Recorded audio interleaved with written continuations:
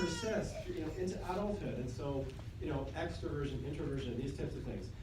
Most of the kids that are referred, when there are concerns about children that I'm involved in helping, children are emotionally sensitive. Some kids are just less sensitive and things don't bug them as much. But when kids are struggling, usually they're very emotionally sensitive. Often they can be very interpersonally sensitive to the feelings of others. Not always though, okay? And then many kids with autism or ADHD have sensory sensitivities, frustration tolerance issues. Soothability is also a big factor. For kids who are struggling, some kids, it's just more difficult to soothe them. And when they're babies, they may cry a lot. It may be hard to know, what is going wrong with my child? Why is my child distressed? This is a challenge for parents, and it's very, very stressful. And then as kids get older, some kids, it's almost like they don't want to be soothed. It's like, leave me alone. And yet they need to be soothed in a different way, perhaps. So we'll talk a little bit about that. Some kids are persistent in trying things and putting in effort. Some kids are persistent in trying to make you crazy. So there's always pros and cons, right? There's always the aspect of that temperamental trait that is a challenge, but once a child gets validated and understands that this is just the way you are and that's okay, it becomes easier. Activity level is another temperamental factor. When I meet with parents, I go through a quick checklist. Is your child emotionally sensitive? Usually it's yes. Do they have sensory sensitivities? We identify them. Does your child have a hard time tolerating frustration? Okay, what are the frustrations? And soothable, how can you soothe them? Or what are the challenges with soothing them? Also, extroversion and introversion is a very strong temperamental characteristic, which it can change over time, but it's something that we really need to keep in mind. So kids who are very extroverted, sometimes you have to deal with them and their stressors in different ways than kids who are very introverted. The other issue here is the regularity of daily rhythms is a temperamental factor. I have friends who have 3 kids. The oldest one and the youngest one are night owls. The middle one, 9 p.m. boom, he puts himself to sleep, he's out. And some kids have rhythms that are set. Some kids don't have set rhythms, and this is something that really affects family life. There's also rhythms in terms of eating, going to the washroom, and in terms of just energy level. And these are things that we need to tune into, and we need to help give kids feedback about the way they are. There's a website called the Preventive Bounce, which was developed by a researcher who studies temperament, I believe at Berkeley. And it has questionnaires there. You can pay a small fee, and then you can do questionnaires where you can get more information about your child's temperament. Otherwise, I would just recommend that you read about temperament on Wikipedia, because there's some really good information there. So what do we do with our knowledge of temperament? Validate temperament. You're a kid who, you really need a lot of sleep, or you're a kid who, when you get upset, it takes a while for us to help you calm down. That's okay, that's the way you are. I love the way you are. You're just like your uncle or aunt or cousin, or you're like me or whatever. So there's a way that you're giving the child a message that it's okay, who you are is okay. It's just something that can be stressful at times in daily life. It's not a problem. It's just it's something that's part of life. And sometimes things are frustrating because of this part of you. Stress, change, life circumstances, different things happening at school. I think it's really important that we acknowledge stressors.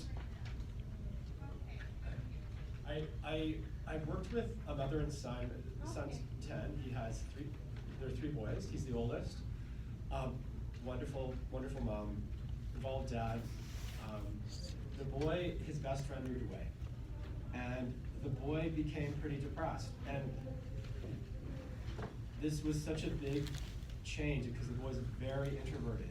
So, the parents, they understood that this was hard for him, but there was a way that they thought that talking with him about it would actually cause him to be stressed and would kind of make things worse. But when I just started talking with him about it, burst into tears. He was devastated that his friend moved away, and he just, the kid was, I think, kind of traumatized by the loss of this best friend, because him and the best friend were inseparable. The best friend was very extroverted and very supportive, and they had so much fun together. With that loss, it's like a loss of, so many things in his life. So we talked a lot about how the boy, he's introverted, he's sensitive, he's also very, holds things in. Once we talked through all these things, there was a way that the parents tuned into him every day a little bit, talking about how you feeling with your friends, and it just became easier to talk about and easier to make sense of, because he was very hard on his younger brothers. He was very, very angry with them. So once you really tune into what is the stress that is affecting the child, and you talk about it, you validate it, that really helps. Another thing that's really, I think, important to keep in mind is that these days, children are experiencing more separation from their caregivers than ever before, because of things like long days in daycare, full day kindergarten, family changes, people moving, extracurricular activities, technology use, and then moving away and not being close to extended family. These are factors that affect the way kids feel connected to the people who care for them.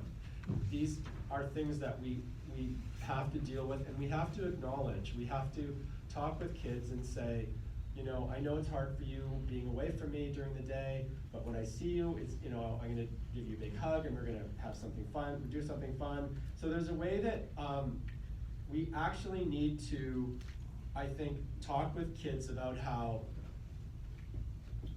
we value time with them, and we know that they value time with us, and that it's hard to be separated. Separation is part of life, but it's hard. So this is something that is painful for kids, especially junior kindergarten kids, with all the kids across the province starting junior kindergarten at such young ages. So separation is stressful, make reconnection easy. And you may think I'm going off onto a tangent talking about meltdowns. Well, these are all the ingredients of a meltdown, is us, I think, sometimes not always paying enough attention to the things that kids are experiencing. Separation is one of the most stressful experiences kids have every day. So just mentioning how separation is hard. Sunday night, Monday morning, those are tough times for many kids. Saying goodbye, going to sleep Sunday night, waking up Monday morning, blah, blah. You had so much fun on the weekend, going back to school, it can be really hard. So bridge the separation by talking about the next time you'll be together. And when you reconnect with your kids, I know that there's an urge to find out, like, how was your day? And how did it go? And how was that test? And did that kid who's bugging you bug you? Sometimes it's better to just totally focus on, I'm so glad to see you. Great to see you. Let's go do something fun, or give me a hug, or whatever, just so that you're saying, let's forget about school. Let's forget about the school day for now. We'll get to it later, And a friend of mine who, awesome colleague, her daughter into grade 1 was giving her a lot of attitude. When she was picking up her daughter was really mopey, and I don't want to go, and I'm playing, I'm having fun, don't interrupt me. And so I said, well, what about just if you, get her at school, and then go home and do something super fun for 10, 15 minutes, just like dress up or whatever, so that it's kind of like we're reconnecting, we're just together doing something fun. I'm not gonna inquire about your day, and I'm not, it's an interruption of the fun that you're having, but we're gonna go have some more fun, just the two of us. Things change quite quickly after a few weeks. Reducing stress, sleep is really important. And for kids, I think they're lacking play time, where they actually get to play, and they are playing with, dress-up clothes, or toy figurines, or, building houses, or they are, wrestling or whatever. Just being on a screen, it's kind of play, but it's not play the way kids, I think, were made to play. I think also kids need time just at home with you, or if you're a teacher, just some time. Like one of my colleagues, she developed a drawing club where the rule was, you have to come in, you have to be quiet and you have to draw. And you can show your drawings to other people or look at other people's drawings, but you have to communicate it non-verbally. You can't, no talking. The class was packed. So it's just that time where you're doing something and there's not a set agenda, you're just enjoying time together. That kids really, they long for that. Play really resets kids. Using screens, as I said, I don't believe it's true play. It's not really, it's not, I think it keeps kids in a state of arousal mentally, and yet physically there can be kind of physiological arousal, but they're not really physically necessarily doing something. Kids have been playing for centuries without screens. I think screens were made to be addictive for kids, and many computer game companies actually hire psychologists to study how to make games as addictive as possible.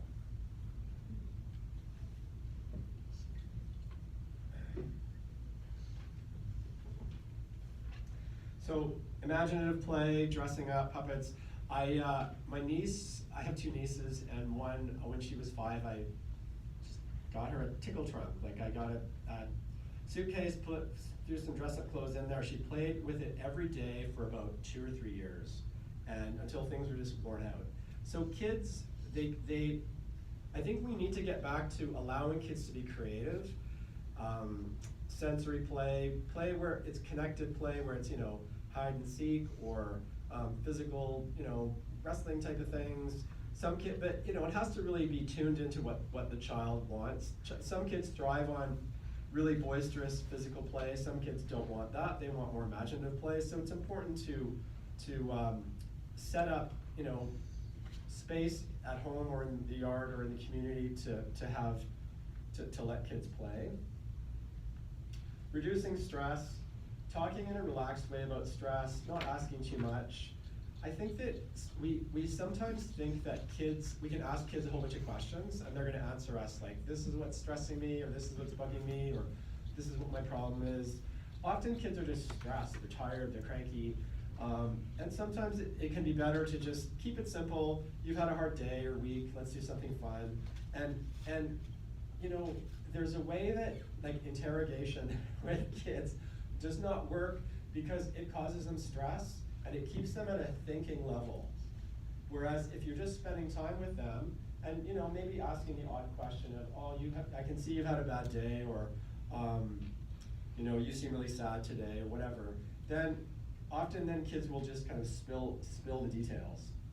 Talking about distress, I think that we often focus a little too much on kind of these adult labels for emotions, like sadness, anxiety, fears, even anger. I think sometimes it can be helpful to just send a message that I know how you feel because you look like you just want to scream, or you just want to hide. Shame and embarrassment are very difficult to talk about with kids because we tend to think of shame as the emotion that is used to control the behavior of others. Like you hit your sibling, you should be ashamed. Now you need to apologize.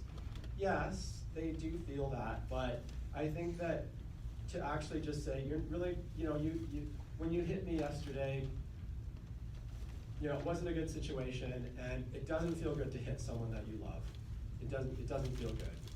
To just, send that message out there, and it's a way to say, I know you didn't feel good about it. And then you can, talk a little bit more about it. But labeling, I think sometimes we can do it a little more indirectly and talk about the actions that kids maybe feel like doing when they're distressed. I think anxiety really is helped through helping the transitions, especially with goodbye rituals. I think that kids who are anxious, sometimes we see them as emotionally fragile and that they can't handle emotion, and we shouldn't talk about certain things, or we shouldn't expose them to certain experiences. But I actually think that those situations need to be talked about. I was working with the mother of a boy in grade 3 who was having a lot of peer conflict, and from his point of view, he was being bullied. I wasn't quite sure about that because I think the boy was just very sensitive, was not confident and did not have great assertiveness skills. And I think there may have been some teasing, but I'm not sure if bullying was quite the word for it. But anyway, he would come home and his mom would try to distract him from talking about school or the bully, like, you're safe now, let's not talk about it, let's not think about school. And I said, well, you know, when your child is distressed, it's kind of like they're in a fire. They're in the middle of a fire, and yes, you want to pull them out. You want to yank them out to safety. But really, what they need more than anything is for you to step inside the fire with them. And you step in there and you say, so that, you know, it's hard being around those other kids at school, isn't it? It's hard. He burst into tears, started talking about it, and then they would talk through it, and then she was able to get more information about like what was happening at school. He was sometimes being excluded, but then sometimes he just wasn't feeling assertive enough or confident enough to join others. And so over time, you know, quite quickly, the more she was able to step in the fire with him, talk about the distress, step in and out. It's like you step inside the distress and out, back and forth, really helps, it builds the distress tolerance. I think also for kids who are highly anxious, you know, reminders that they don't need to be perfect and developing rituals to connect and check in. These are the kids who often, they are down at the office, they want to phone mom or dad and have mom or dad come pick them up because they're having a stomach ache or they're feeling panicky. The more that you can give your child, you know, keepsakes or reminders that you're connected to them even when you're not with them, that's something that can really reduce anxiety. So this whole concept of stepping into the distress, sometimes as parents, you really need to amp up the distress to help the child talk about it and tolerate it. So helping kids get upset with you in a safe way will reduce that. This will really reduce the meltdowns because you're kind of creating a safe space where they can talk about distress so that it doesn't just build up and come out in ways that are uncontrolled. The more that you help a child become comfortable with their own distress, the more they will be comfortable with it when they're not with you. So talking about feelings, as I mentioned before, sometimes we try to help children get rid of their feelings, try to make them go away. You'll be fine, you're okay, don't worry about it. We don't want children to be weak, but if they're not vulnerable with us, well, they're not going to be vulnerable to their own emotions, and their hearts will harden to us and to other people. And this is what we see with kids who tend to be hard on other peers, is that they don't have an opportunity to really express their own distress. So talking about feelings, how to amp them up. Well, saying that really hurts, that really hurt your feelings, that's so painful, that's so hard, you had a really hard day. And there's a way that, you know, we kind of want to go to the rescuing and it's gonna be fine, or I'll go talk to the principal or whatever. It's like, some of these things are just part of life and they cannot be changed. And when you help a child face the futility that they feel, you're coming alongside them with the situation that they're dealing with, and you're helping them have the tears that they need to just accept this is the way it is. Then you can move on to what are we going to do about it, or does something need to happen? But just being there with the child and helping them express the emotion is, I tell you, more tears, there's going to be less aggression, less freakouts. The dialectics of life can be so painful, there's a lot of pain in life, sometimes kids can be jerks, life can be great. It's both, it's painful and great. And how many here know about dialectical behavior therapy? Okay, so dialectical behavior therapy is a therapeutic approach for working with adults who have borderline personality disorder, so people who are highly distressed and have strong mood swings, they may be self-harming, often very emotionally dysregulated. They're now finding that the approach, the dialectical approach, is to basically help people understand that, you know, this is a terrible moment. It feels like life is not worth living. It feels like life is absolutely horrible. At the same time though, this is going to pass and life will get better. There are great things in life. And so in moments of distress, It's very important to acknowledge, yes, this is really, really upsetting, this is really tough.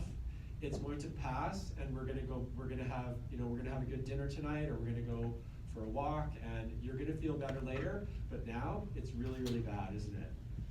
It's the same when you're talking about good days and bad days, or good experiences, bad experiences. So also, I really think it's important to keep in mind that times of connecting and separating are really important, and that it's important to comment on those moments. First thing in the morning, so great, hope you had some good dreams, a hug, whatever, connecting, saying goodbye before school. Some kids are very resistant to saying goodbye. The more that you mark it and validate it as a moment of challenge and stress, but that it's gonna be okay, then reuniting at the end of the day and preparing for bed and good night.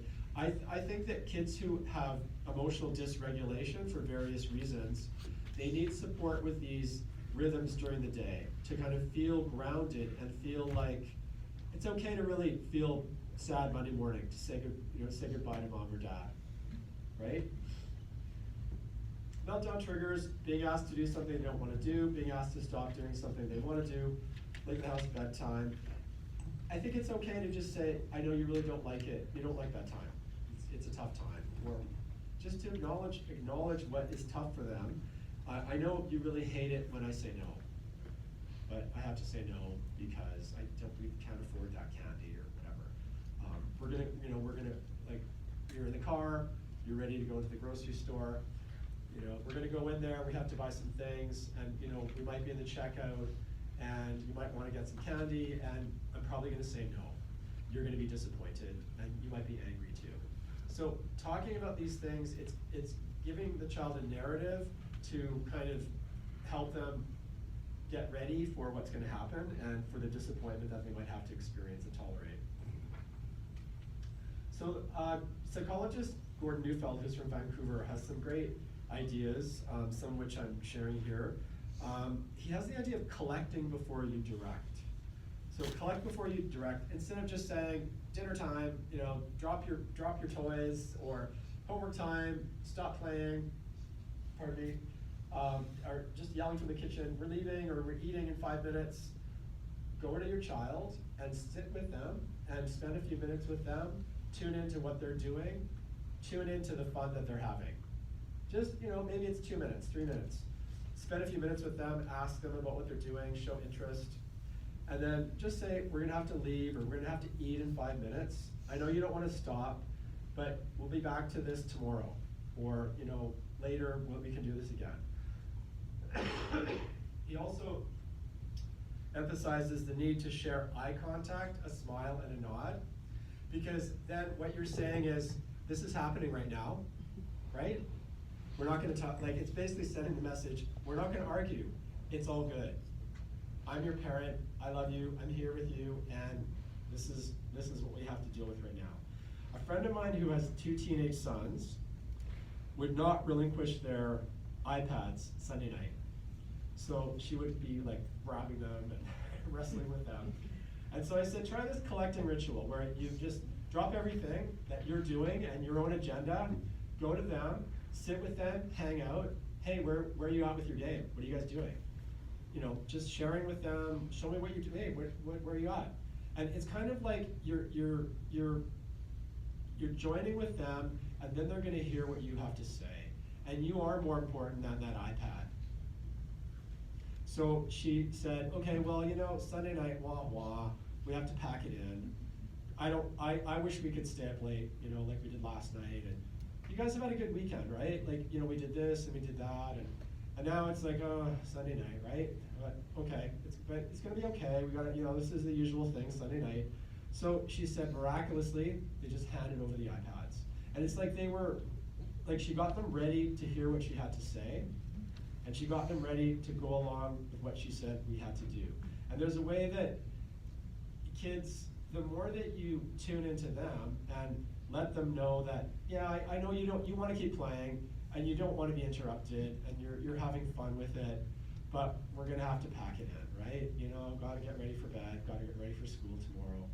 And the eye contact, smile, and a nod, you can't have those if you're in another room screaming at them. You just can't.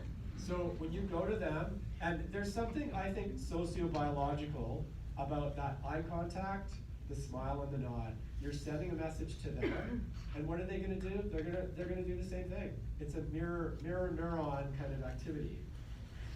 So how do you make meltdowns worse? Add more alarm, threats of punishment, loud voices, warnings and threats, and separation, timeouts. Timeouts just do not work for many children. They work for a lot of kids, but not for all kids. And kids who are already feeling really stressed out, they often don't work. Also, commenting on how upset you are is not going to help because it's going to make them feel guilty or ashamed or somehow in control. Like, oh, I'm really getting my parents' goat, so I get to do what I want if I just keep doing this. Also, there's a feeling of anxiety, I think, for some kids when they see how upset their parents are. And I'm not saying that you shouldn't be upset, but I think it's better to, as much as you can, try to refrain from expressing your own distress about their behavior, because it makes the situation worse. I think it can be better to just say this is a tough moment. There's a lot of frustration here. I know you're angry, it's okay, but no hitting. Hitting's not okay because then you're gonna hurt someone else and then you're not gonna feel good about it. I'm still your mom or dad, we're still okay. Let's take a break, this is gonna pass. So kids having tantrums, I think it's really important to remember that it's like there's this blob of feeling. They're scared, they can feel out of control. They may be afraid of hurting someone else or being punished. They could feel powerful and kind of like this grandiose sense of control. There's often a lot of sadness, loneliness. A lot of kids, when they're asked, when you're having a tantrum, how do you feel? Sad, alone, terrible, bad kid, so ashamed. And kids who are in a cycle of harming other people physically, I think that what happens is they almost kind of like block it out. Like they block out what they're doing and what happens. It's like, oh, it's too gross to think about. And then it just happens over and over. And so then there's this sense of desperation and, oh, I'm such a bad kid, and just it becomes very messy. So I think if you can piece apart the different feelings and just even at a good moment saying, when you're having a tantrum, it's really tough and you're filled with emotions.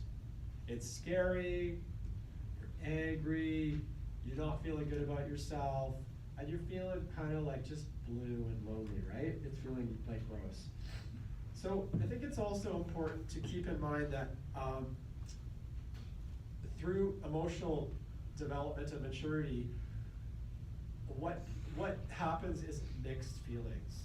Mixed feelings are basically like, I'm so enraged, I'm driving, I'm so enraged, and I want to like run into this other car, but I'm not going to do it because it'll cause more problems. So mixed feelings is a signal the development of maturity, prefrontal cortex development, where basically you have this strong emotional response, this is what I want to do, this is what's happening, and then there's like, no, can't do that, that's not going to help.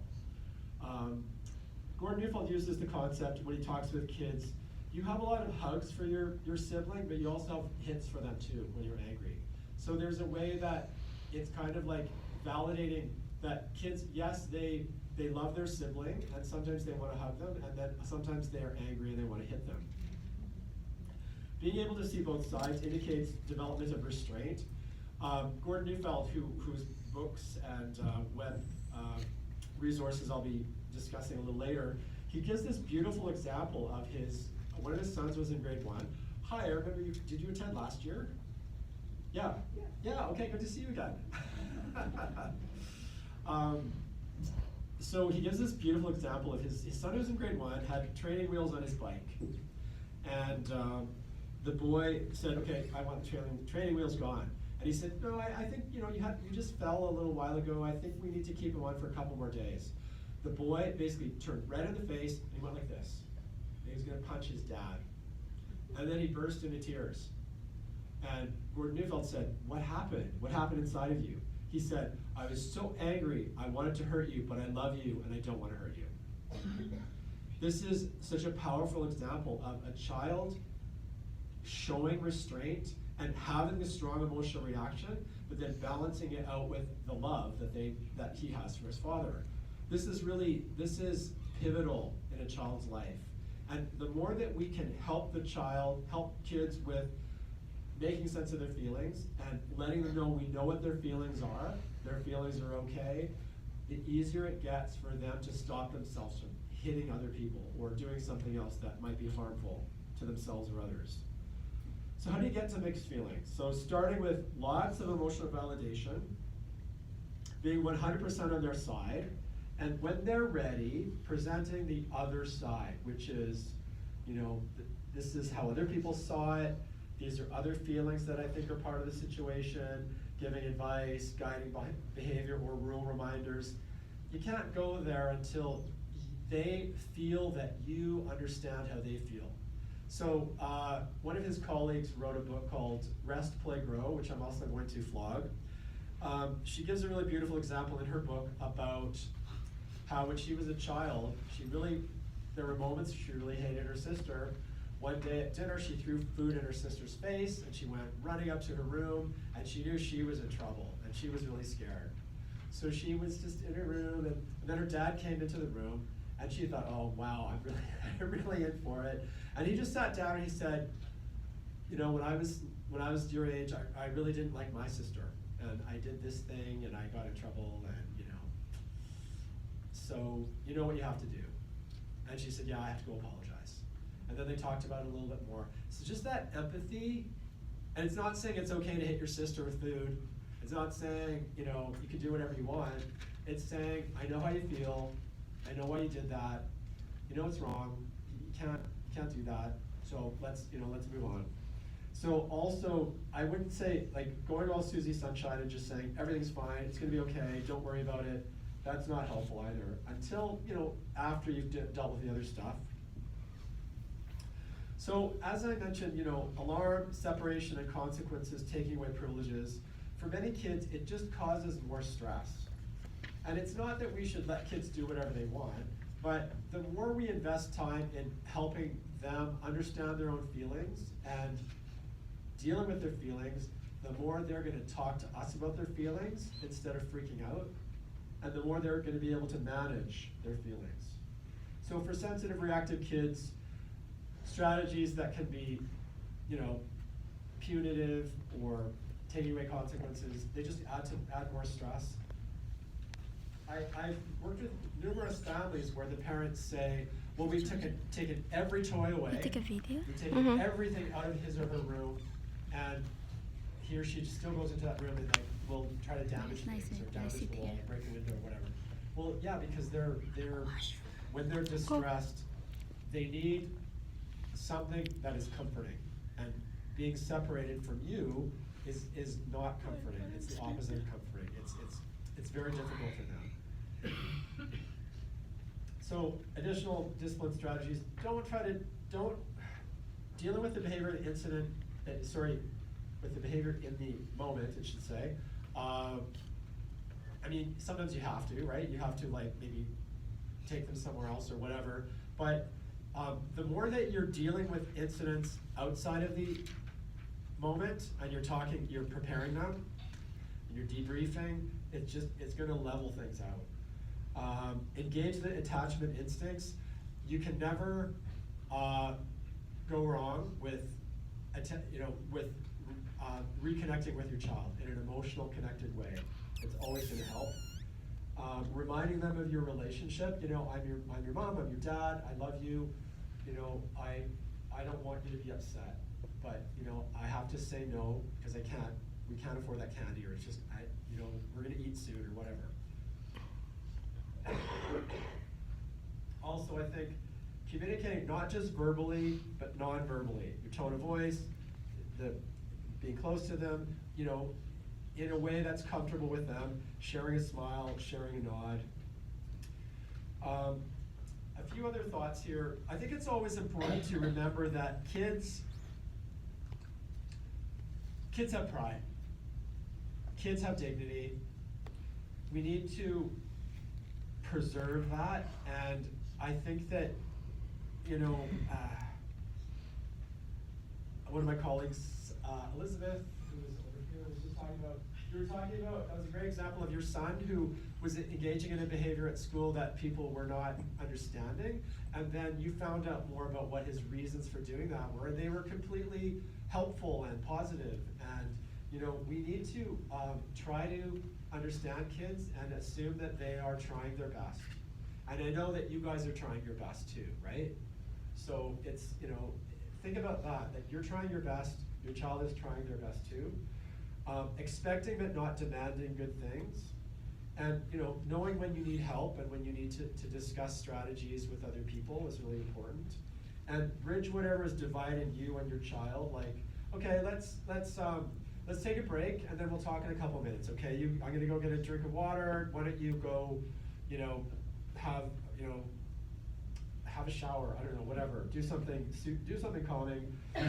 So the books that I would recommend, these are more for, this book, Hold On to Your Kids, I would recommend more for parents of older kids and teens. And it's a book co-written by Gordon Neufeld and Gabor Mate. Gordon Neufeld is a psychologist, Gabor Mate is I believe he's a psychiatrist. The Neufeld Institute has a lot of good online courses, and then you can just Google Gordon Neufeld. There are videos on YouTube, and TVO has a number of his lectures, and Teach Ontario has a website called What Makes a Bully. His colleague Deborah McNamara has written this book, which I strongly recommend for parents of younger kids and teachers of younger kids. So Rest, Play, Grow, making sense of preschoolers or anyone who acts like one. Although I do find that this is even good for parents of older kids, because a lot of the attachment principles and behaviors that are helpful when you're working with kids are depicted in this book, or described in this book. And this website, McNamara.ca, is excellent. There are a number of articles about different things like separation, attachment, anxiety, things like that. And also a couple of other things, especially the book, The Power of Validation, is quite excellent. So anyway, why don't I ask if anyone has any questions? We have about 20 minutes or so. I'm just gonna blow my nose, sorry.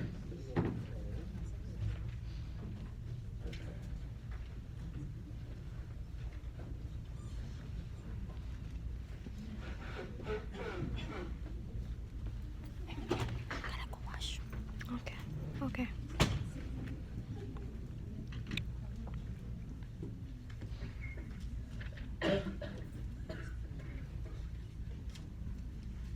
All right, anyone have any questions? I'm gonna walk around for this, so I'll try to talk loudly. Unfortunately, I was just told there'd be 50 people, and I don't have any brochures, but what I'm gonna do is I'm gonna write a list of, you can give me your email address, and I will email you the presentation. I'll have that out here. We'll have this on the table. Okay.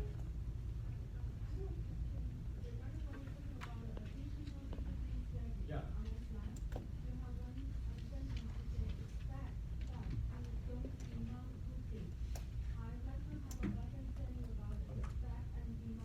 Well,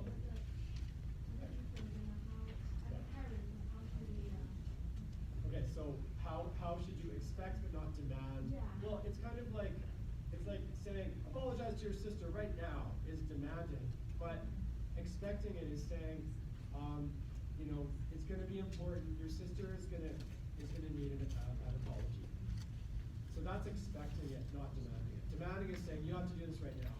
And it's basically, like, when you demand things of kids, they're gonna be like, okay, I'll just do it. Like, okay, I'm sorry. You know, they just do it without really needing it and without really feeling it. So if you expect it, you're basically, there's pressure on the child to show the behavior, but there's less pressure and tension related to that expectation. So my son has some anger issues. He's 10 now, so I think he's starting to kind of get out of it a little bit. Yeah. But one of the behavior challenges that I've experienced is when he goes into tantrum mode, he starts hitting himself. Yeah. So I usually just try to hug him Yeah. and try to get him to stop. Yeah. But he hits himself and he gets really frantic and agitated. Do you have any suggestions? Well, I I mean, I think hitting himself, there's a sensory self-soothing component. So try to get him to do something else that is physical, whether it's, maybe it's like shaking something or pulling something like a stretchy band, as long as he's not gonna then hurt himself with that, right? But I think doing something physical and just like, just maybe even see it's even encouraging him to yell. Even though that might not seem the greatest, but I think that really, I was talking with some parents recently where their child used to hit and now he is, breaking things. And I said, well, he's showing more control because he's not hitting you as much, he's breaking things. So I think it's good to say, you're so upset that you don't know what to do with it, you're hitting yourself. Let's do something that's not gonna hurt you so much. That when you're, next time, let's, bang a pillow or something, or stretch something, or whatever. Throw Nerf balls. About the pillow, I think I heard something where you said emotion of getting up there and hitting it as hard as you can. Heard that helps. Yeah.